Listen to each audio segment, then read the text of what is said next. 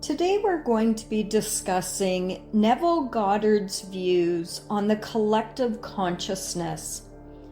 Have you ever wondered how the events of the world, such as the wars, the breakthroughs, the chaos, and all the beauty come into being?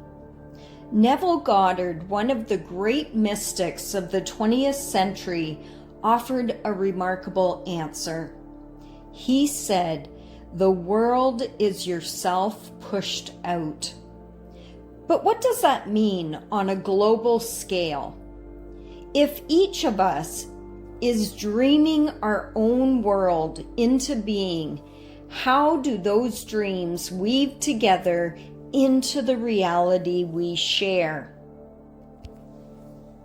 Let's explore how Neville Goddard viewed the collective consciousness and how, through our imagination, each of us contributes to the unfolding story of humanity.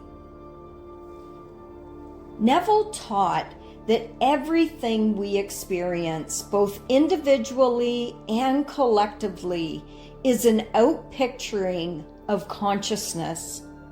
He said, "All that you behold, though it appears without, it is within, in your imagination, of which this world of mortality is but a shadow."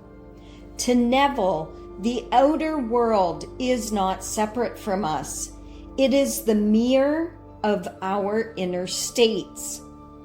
When we look at the news, the economy, or the conflicts between nations, we are witnessing humanity's imagination externalized, the collective dream of billions of minds interacting on one vast stage.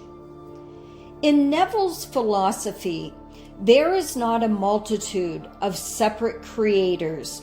There is only one divine consciousness, expressing itself through many individuals.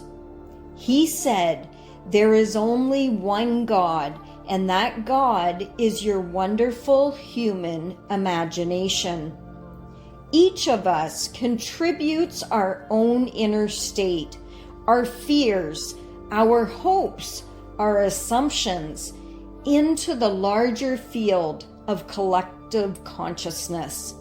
So when a society collectively assumes ideas of limitation, lack, or conflict, the outer world faithfully mirrors those inner conditions. However, the opposite is also true. When individuals rise to states of faith, love, and vision, those higher patterns ripple outward, subtly reshaping the collective story. Neville believed that history is not random. It is the logical harvest of humanity's dominant assumptions. For example, when fear dominates, wars emerge. When curiosity awakens, inventions appear. When love expands, peace movements arise. He would not call this energy or vibration in a scientific sense, but rather the psychological atmosphere that all minds breathe.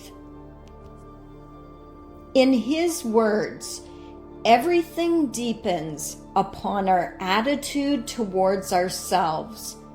That which we will not affirm as true of ourselves will not develop in our world.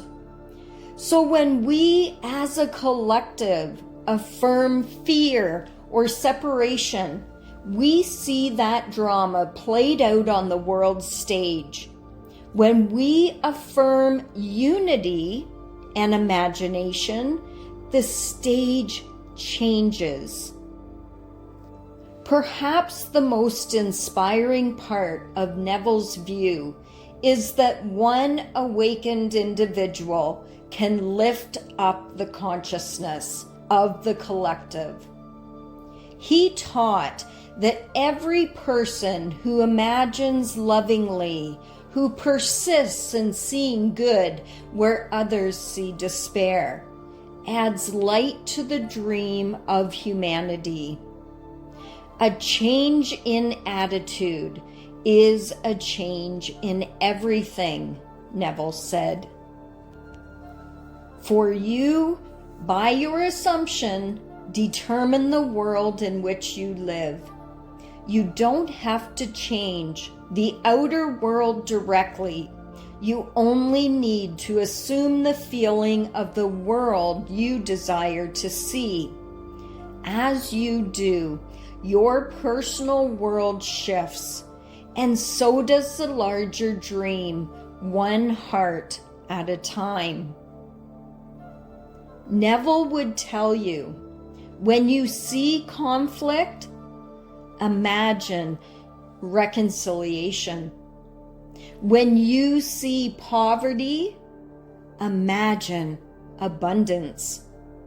And when you see fear, imagine pure love. Because every act of imagination performed in faith contributes to the collective awakening. You can start with yourself, he said. The world is yourself pushed out. So change the world, change yourself.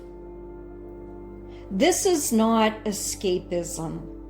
It is the highest form of responsibility to hold the vision of the world as it could be until that vision becomes fact. Neville's vision of collective consciousness is both humbling and empowering. It reminds us that humanity's future is not written by chance or fate.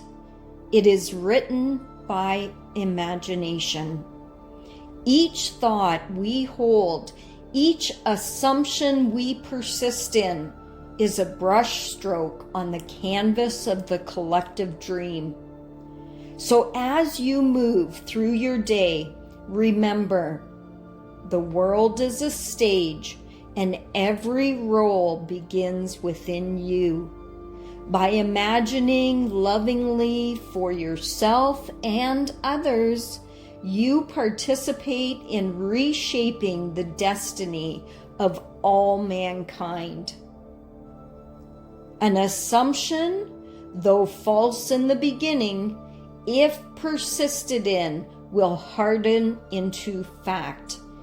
And when enough of us assume love, peace, and unity, that too must become fact.